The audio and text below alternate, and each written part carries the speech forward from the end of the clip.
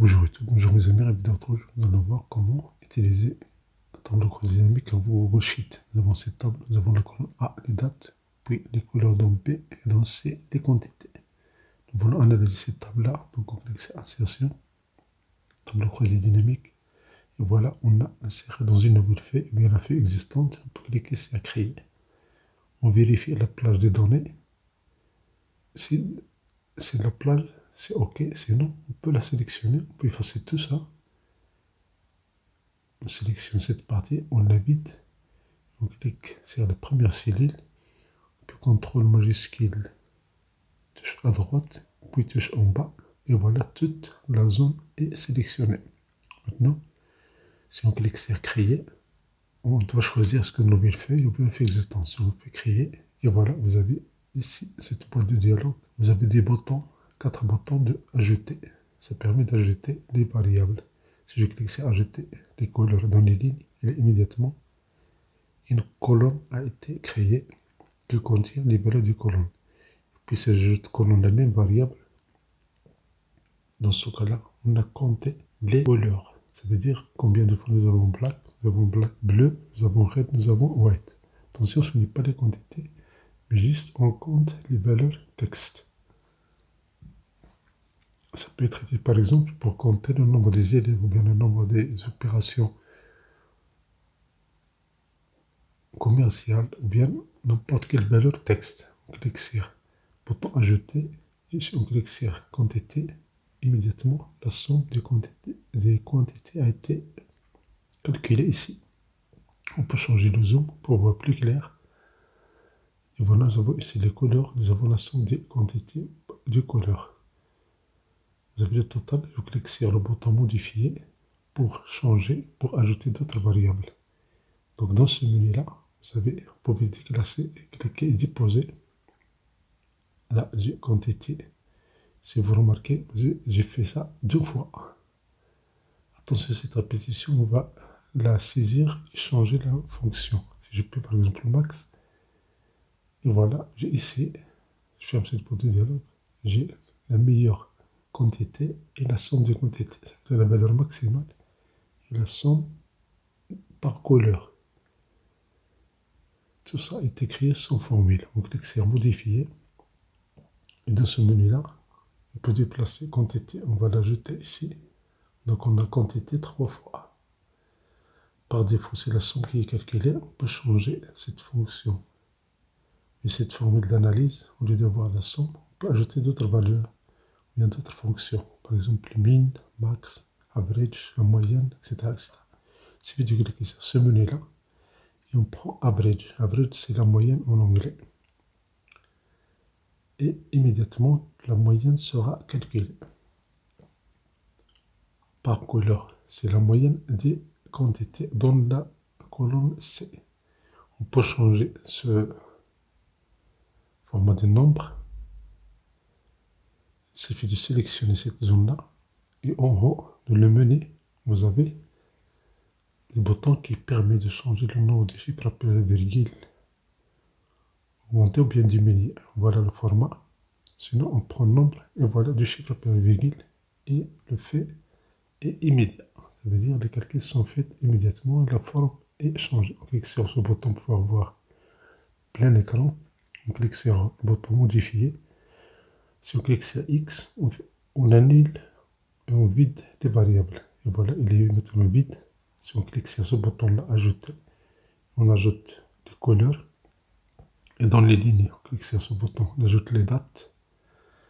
Et pour ajouter les quantités, il suffit de cliquer sur, dans le champ des valeurs, ajouter quantité. Et voilà, nous avons la somme des quantités par date et par couleur. On a le total général dans la colonne F. Bien sûr, si vous avez des dates comme ça, vous pouvez les grouper par année. Et voilà, vous avez le total annuel.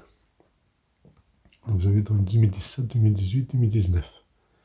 Une chose intéressante ici, si vous voulez par exemple les données d'une cellule. Ça veut dire les éléments que vous avez utilisés pour avoir cette cellule-là. Donc on a ici affiché les détails. Et voilà, par magie, une nouvelle feuille a été créée qui affiche les détails. utilisés pour avoir cette cellule-là. Et voilà la couleur bleue dans cet exemple-là. Clic et puis supprimer. Sinon, on peut la garder. La même chose pour les autres cellules. Il suffit de faire un clic droit et afficher les détails.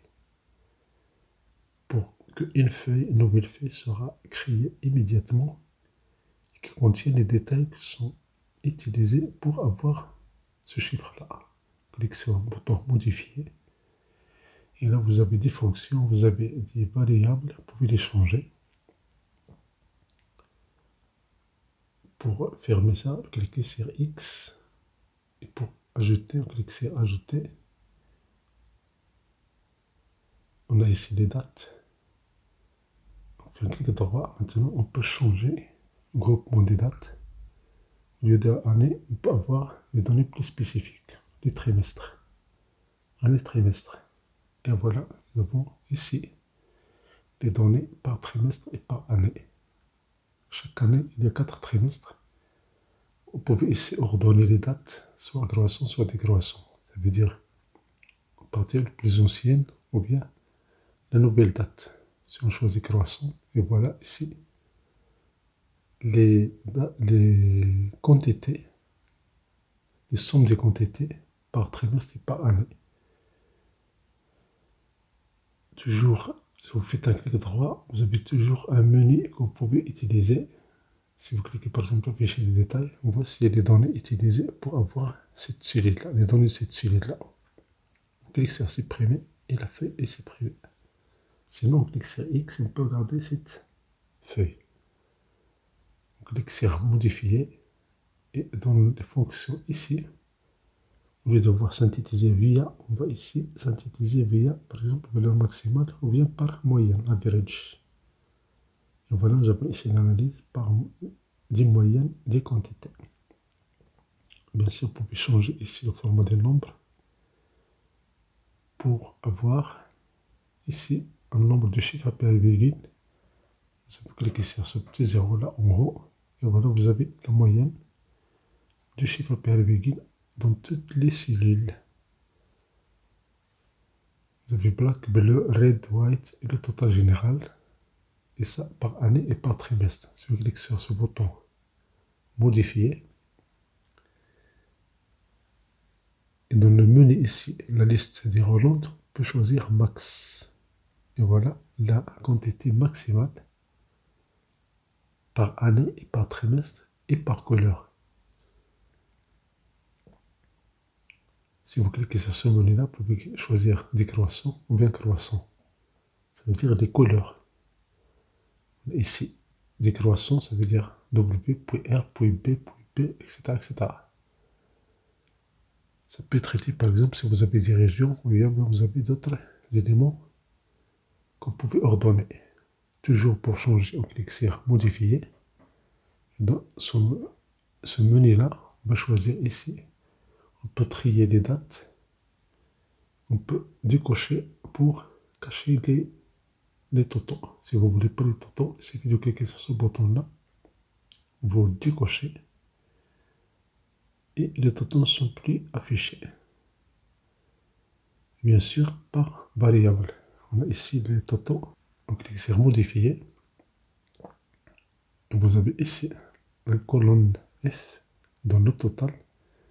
Et vous avez ici la valeur maximale par couleur et par trimestre. Donc, cliquez sur modifier, on décoche ça pour ne pas avoir les totaux. Parce que ici, c'est la moyenne, ou bien la valeur maximale. La valeur maximale n'aura pas besoin des totaux. Ici, on fait la somme. On change ici, on va afficher les totaux. On coche afficher les totaux. Et on ferme cette boîte de dialogue. Et voilà, nous avons ici le total à l'horizontale et à la verticale. Avec sur ce bouton modifier, on peut changer ici. On peut changer l'ordre. Commencer par couleur, on peut le déplacer. On va le mettre en haut. On déplace couleur au début. Donc, et voilà, nous avons immédiatement la somme des quantités par couleur et par trimestre, par année. Ici, la table est obtenue. Dans la colonne A, il y a les couleurs, puis les dates, puis la somme des quantités Merci pour votre attention. Merci de l'éducation pour ce vidéo, c'est agréable.